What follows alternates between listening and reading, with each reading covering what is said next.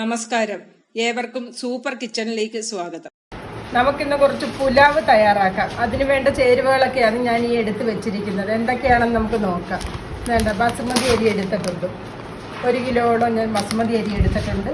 പിന്നെ capsicum, cauliflower, green peas, പച്ചമുളക്, മല്ലിയില, സവാള, കിഴങ്ങ്, ഇഞ്ചി, വെളുത്തുള്ളി, ക്യാരറ്റ്.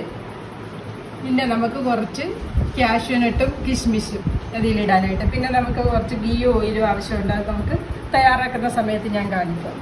അപ്പം നമുക്കിതെല്ലാം ഒന്ന് ക്ലീൻ ചെയ്ത് കട്ട് ചെയ്തൊക്കെ ഒന്ന് എടുക്കണം. അതെല്ലാം ഒന്ന് ഞാൻ ക്ലീൻ ചെയ്ത് കട്ട് ചെയ്തെടുക്കാം. അപ്പം നമ്മുടെ വെജിറ്റബിൾസ് എല്ലാം കട്ട് ചെയ്ത് എടുത്തിട്ടുണ്ട്. 1 കിലോ അരിക്ക് 1/2 കിലോ വെജിറ്റബിൾസ് വെച്ചാൽ ഓരോന്നും 1/2 കിലോ വെച്ചാണ് ഞാൻ എടുത്തിരിക്കുന്നത്. അതാണ് ഇതിൻ്റെ കണക്ക്. പിന്നെ പച്ചമുളക് ഒരു 18 എണ്ണത്തോളം ഞാൻ ചെറുതായിട്ട് അരിഞ്ഞ് വെച്ചിരിക്കുകയാണ്. ഇതിന് എരിവിന് വേണ്ടി പച്ചമുളകല്ലേ നമ്മൾ ചേർക്കുന്നത്, അതുകൊണ്ടാണ് കൂടുതൽ പച്ചമുളക് എടുത്തേക്കുന്നത്. അപ്പം നമുക്ക് തയ്യാറാക്കാൻ തുടങ്ങാം. ആദ്യം തന്നെ നമുക്ക് ഇതിൻ്റെ വെള്ളം ഞാൻ വെച്ച് ഇതിൻ്റെ വെള്ളം തിളച്ചിട്ടുണ്ട്. 1 കപ്പ് അരിക്ക് 2.25 ഗ്ലാസ് വെള്ളം വെച്ചാണ് ഇതിന് വെക്കുന്നത്. വയനയിലും 2 ഗ്രാമ്പും പട്ടയും കുറച്ച് ഇട്ട് കൊടുക്കും.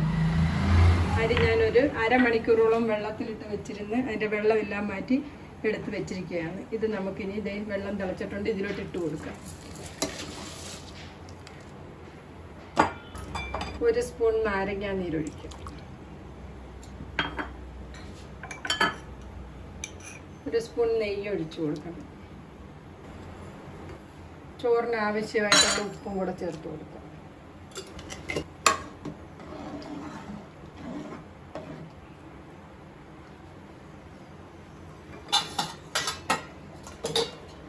നമുക്കിതൊന്ന് അടച്ചു വെക്കാം, നന്നായിട്ടൊന്ന് തിളക്കട്ടെ.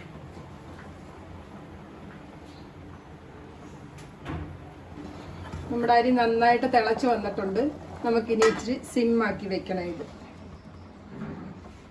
ഇനി സിമ്മിലിരുന്ന് ഈ അരി വെന്ത് വരണം. നമുക്ക് ഈ ചോറ് വെന്ത് വരുമ്പോഴത്തേക്ക് ഇപ്പുറത്ത് അടുപ്പേ നമുക്ക് വെജിറ്റബിൾസും കൂടെ ശരിയാക്കാം. അപ്പം ചട്ടി വെച്ചിട്ട് നമുക്ക് ഓയിൽ ഒഴിക്കാം. ഒരു 6 ടേബിൾ സ്പൂണോളം ഓയിൽ ഒഴിച്ചിട്ടുണ്ട്. ഓയിൽ ചൂടായിട്ടുണ്ട്. നമുക്കിതൊന്ന് കോളിഫ്ലവർ ഒന്ന് വറുത്തെടുക്കണം.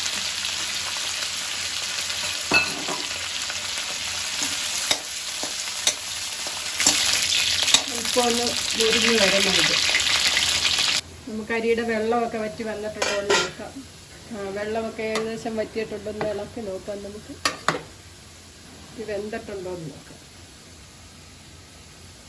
വേവായി വന്നിട്ടുണ്ട്. നമുക്കൊരു 2 മിനിറ്റും കൂടെ അടച്ച് വയ്ക്കാം. മൂത്ത് വന്നിട്ടുണ്ട്. നമുക്കിത് കോരിയെടുക്കാം. നമുക്കിതിലോട്ട് കിഴങ്ങൊന്നിട്ട്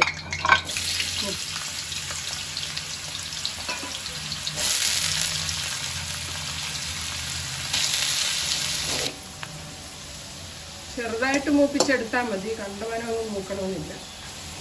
നമ്മുടെ ചോറ് റെഡിയായി കാണണം നോക്കട്ടെ. ഞാൻ ഓഹോ, ഇതെല്ലാം ഉണ്ടോ വെന്ത് നന്നായിട്ട് വെന്ത് റെഡിയായിട്ടുണ്ട്. നമുക്കിതിന് ഓഫ് ചെയ്ത് വെക്കാം. വെള്ളം വറ്റി വറ്റിച്ചെടുക്കാൻ ഞാൻ ചെയ്യുന്നത്. നമ്മുടെ കിഴങ്ങും മൂത്ത് വന്നിട്ടുണ്ട്. നമുക്കിത് എടുക്കാം.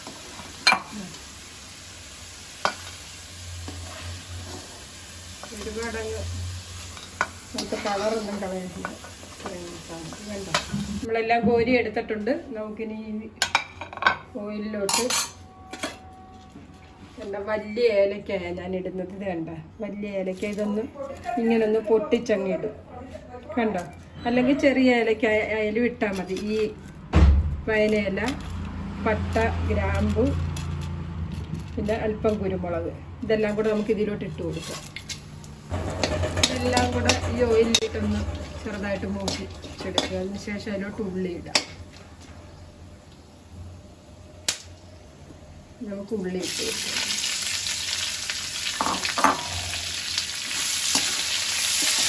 നമുക്കിതിലോട്ട് അല്പം ഉപ്പിട്ട് കൊടുക്കാം.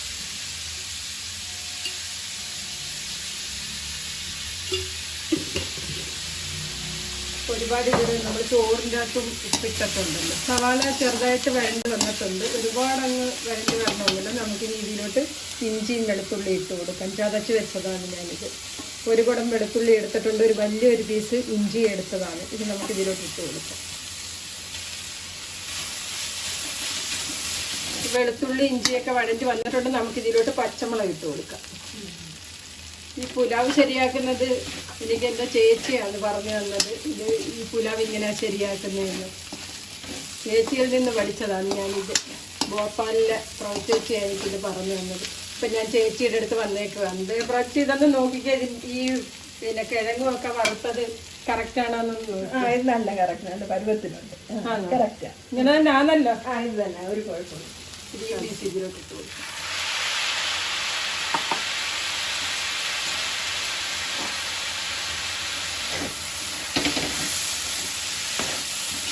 ക്യാരറ്റ് ഇടാം.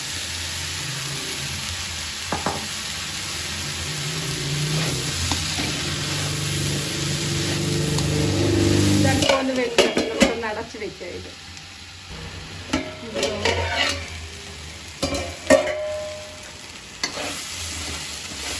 ക്യാരറ്റ് പകുതി വേവായിട്ടുണ്ട്. നമുക്കിനി ഈ ക്യാപ്സിക്കം കൂടി ഇതിലോട്ട് ഇട്ട് കൊടുക്കാം.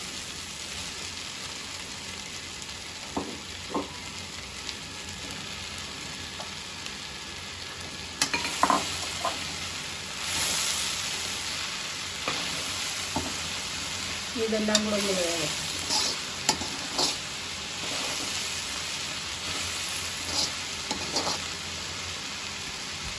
ഇതെല്ലാം കൂടെ നടക്കും.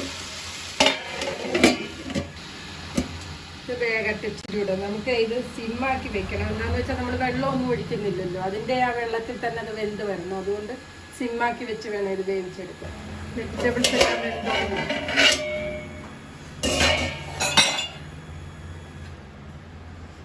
നന്നായിട്ട് വെന്ത് വന്നിട്ടുണ്ട്. നമുക്കിതിലോട്ട് നമ്മൾ ഈ വറുത്ത് വെച്ചില്ലേ ഈ കിഴങ്ങും ഉള്ളും ഇതിട്ട് കൊടുക്കാം. കോളിഫ്ലവറും കിഴങ്ങും നമ്മൾ ഇതിലോട്ട് ഇട്ട് കൊടുക്കാം. എല്ലാം കൂടെ ഒന്ന് മിക്സ് ചെയ്യാം.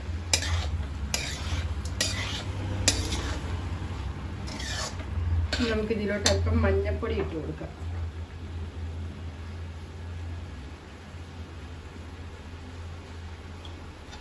അര ടീസ്പൂൺ മഞ്ഞൾപ്പൊടി ഇട്ടിട്ടുണ്ട്.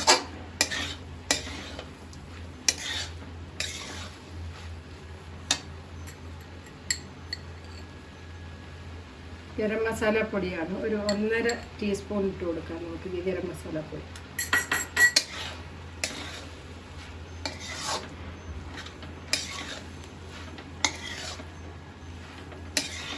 നന്നായിട്ട് ഇളക്കി യോജിപ്പിച്ചെടുക്കാൻ കഴിയും.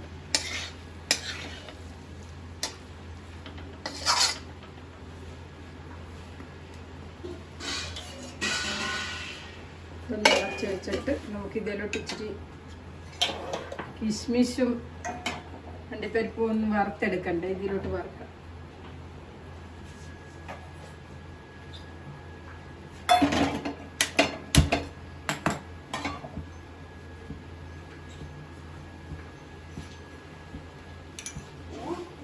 രണ്ട് സ്പൂൺ നെയ്യ് ഒഴിച്ചു കൊടുക്കാം. ഇത്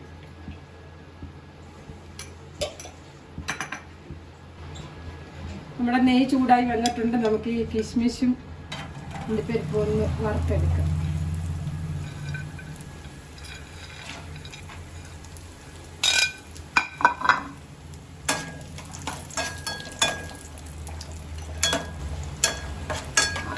ക്യാഷ്യൂനട്ടും കിസ്മിസും എല്ലാം മൂത്ത് വന്നിട്ടുണ്ട്. നമുക്കിത് കോരിയെടുക്കാം.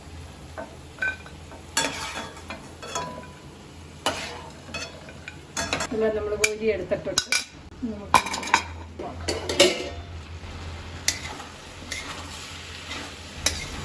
മല്ലിയില ഇട്ട് കൊടുക്കാം.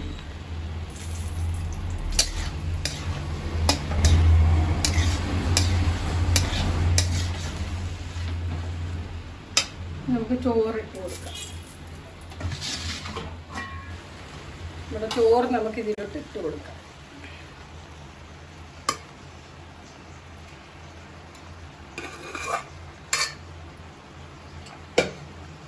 എല്ലാം കൂടെ ഒന്ന് മിക്സ് ചെയ്യാം. നമുക്ക്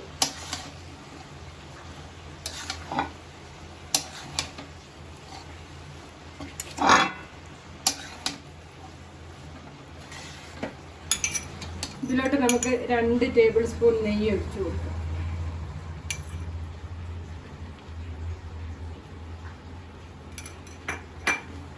മിക്സ് ചെയ്ത്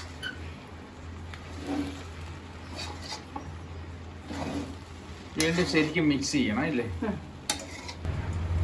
കാഷ്യൂനട്ടും കിസ്മിസും വറുത്തത് ചേർത്ത് കൊടുക്കാം.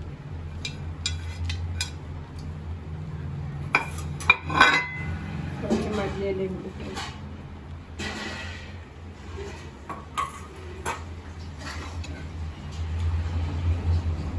ഇതാണ് നമ്മുടെ പുലാവ്. വേണിച്ചേട്ടൻ ഇതിന്റെ ടേസ്റ്റ് ഒന്ന് നോക്കി പറഞ്ഞേ, നമ്മുടെ പുലാവ് എങ്ങനെ ഉണ്ടെന്ന്. വേണിച്ചേട്ടൻ ടേസ്റ്റ് നോക്കി.